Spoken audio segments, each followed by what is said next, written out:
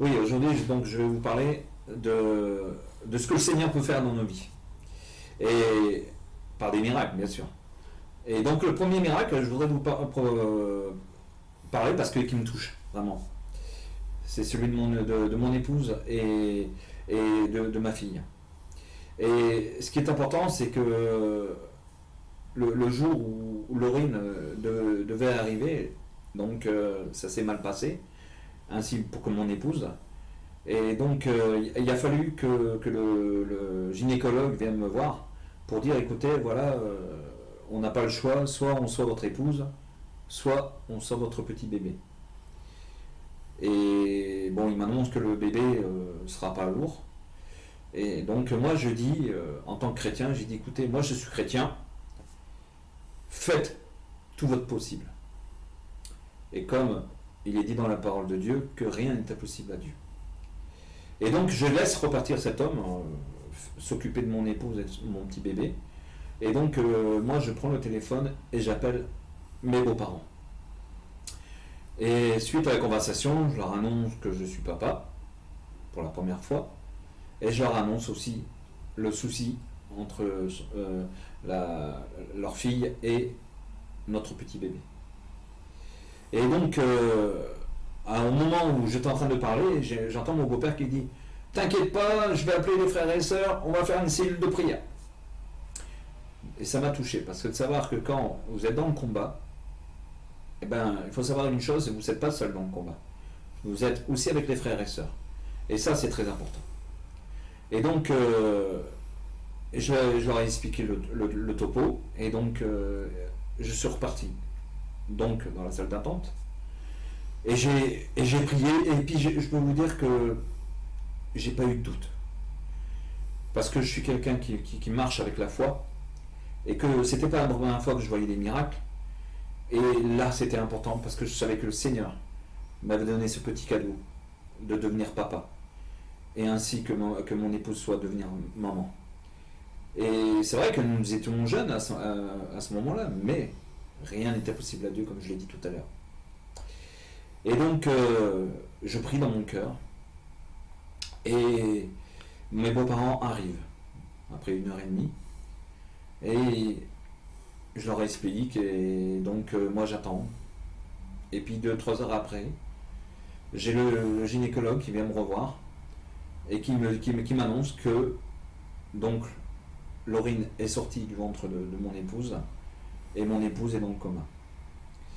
Donc il est important que mon petit bébé soit amené tout de suite. Donc à ce moment-là, c'était sur Montpellier. Et donc ils appellent Montpellier. L'hélicoptère du SAMU ne pouvait pas se déplacer parce qu'il y avait trop de mauvais temps. Et donc il nous restait encore la deuxième option, Toulouse, à Purpan. Et donc je leur dis sans problème oui, il fallait que je signe une décharge et tout cela. Et donc je me rappelle d'une chose, c'est que quand j'ai vu que l'hélicoptère arrivait, j'ai vu ma petite fille dans un incubateur, et ça fait un drôle de choc de voir ce petit être. Mais ce qui est incroyable, c'est que le Seigneur a permis que ce bébé vive. Parce que si je vous en parle aujourd'hui, c'est que Laurine est vivante.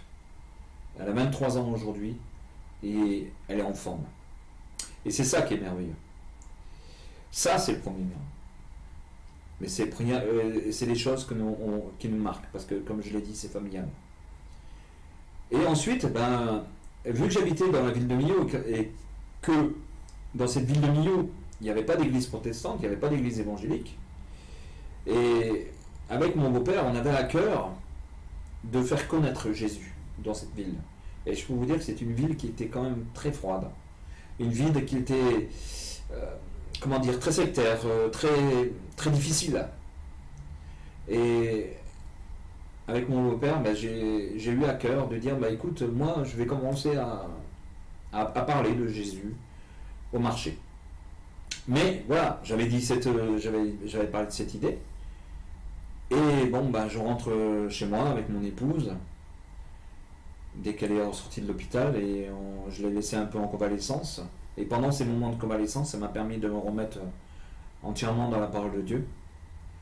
Et j'ai eu à cœur de dire au Seigneur, j'ai dit Seigneur, montre-moi ta voix.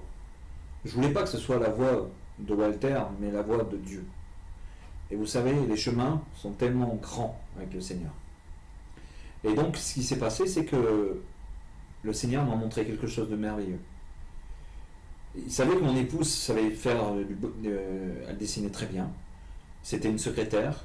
Donc, il était très facile de faire des prospectus. Et moi, il était facile aussi que j'aille chercher des versets bibliques pour, justement, pour intervenir dans la ville de Millau. Et donc, j'ai eu à cœur de distribuer dans toute la ville de Millau des prospectus. Et en plus de cela, j'en donnais aussi au marché. Et 2-3 semaines passent, j'ai mon beau-père qui vient aussi et qui m'apporte un joli cadeau.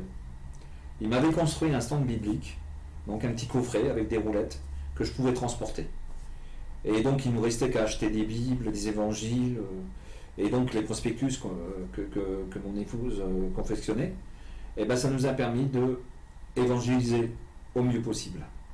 Mais il est important aussi d'évangéliser quand pas seul. Toujours évangéliser à deux.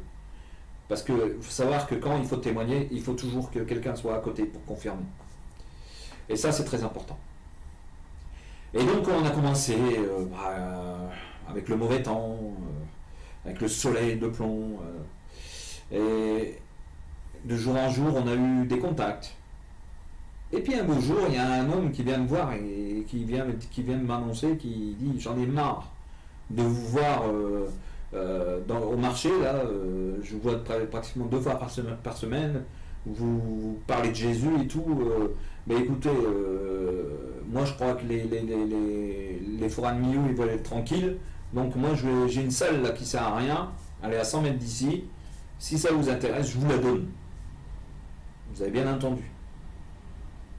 Il me donnait une salle sans rien demander derrière. Et ça, on a remercié le Seigneur. Parce que nous, on avait à cœur simplement d'évangéliser dans la ville de Millau, donc dans les marchés.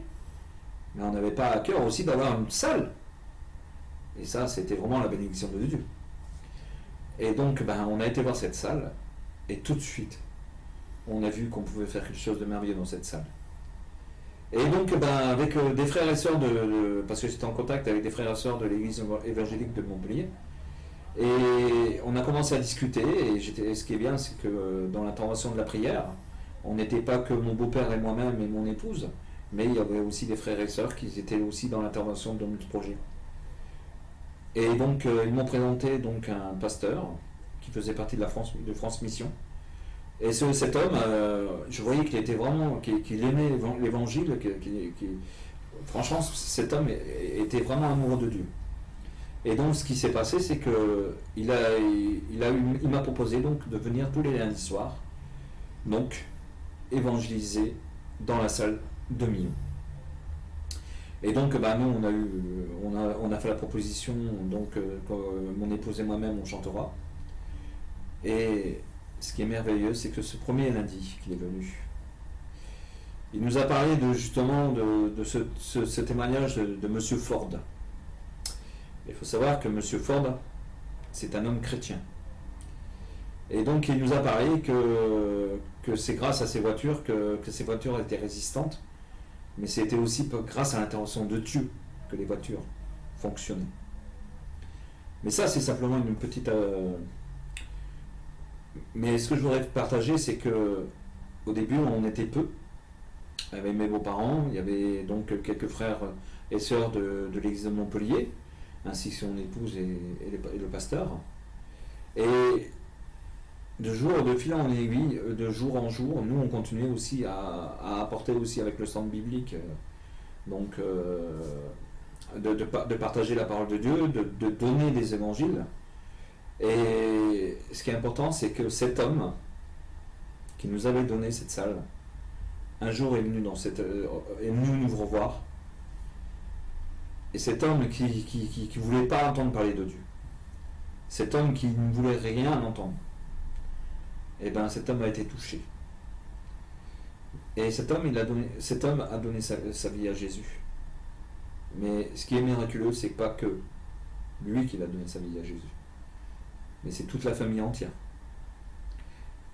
C'est ça l'intervention de Dieu. Première intervention, c'est que quand vous avez quelque chose que vous avez envie de faire, parce qu'il est dit dans la Bible, fais de tes délices ce que l'Éternel te donne. Et je pense que ce qui est important, c'est que on peut demander au Seigneur ce qu'on ressent, ce qu'on a envie de faire. Mais si on fait à la volonté de l'homme, c'est-à-dire à la volonté de Walter, on n'avance pas. Mais si on le fait à la volonté de Dieu, parce qu'il est dit aussi, ce beau verset que j'aime beaucoup, chaque jour suffira sa peine. Donc il faut être patient. Et c'est ça l'intervention du fruit de l'esprit. C'est que si on n'avance pas avec le Saint-Esprit, on ne peut rien faire non plus. Et je peux vous dire une chose, c'est que maintenant cette église que je vous parle, bon bien sûr ça a changé d'endroit, mais maintenant ils sont pratiquement 1000 membres, et ils sont juste à côté des gorges du Tarn. Mais c'est ça qui est merveilleux. C'est que peut-être, mon épouse et moi-même, on a été l'outil, ainsi que mon beau-père, mais ce qui est beau et merveilleux, c'est que malgré que j'ai quitté cette région, c'est que toujours l'œuvre de Dieu est toujours en train de faire une grande fondation. Et c'est ça qui est merveilleux, de savoir qu'il y a des baptêmes dans cette église. C'est merveilleux de voir des frères et sœurs qui se mettent à la louange. C'est merveilleux qu'il y en a qui prêchent l'évangile et la bonne nouvelle. Et c'est ça qui est important. Quand il est dit dans la Bible qu'il faut apporter la bonne nouvelle sur chaque extrémité de la terre, ça veut dire que chaque ville, chaque village, il faut qu'on entend parler de Jésus. Voilà ce que je voulais vous partager aujourd'hui.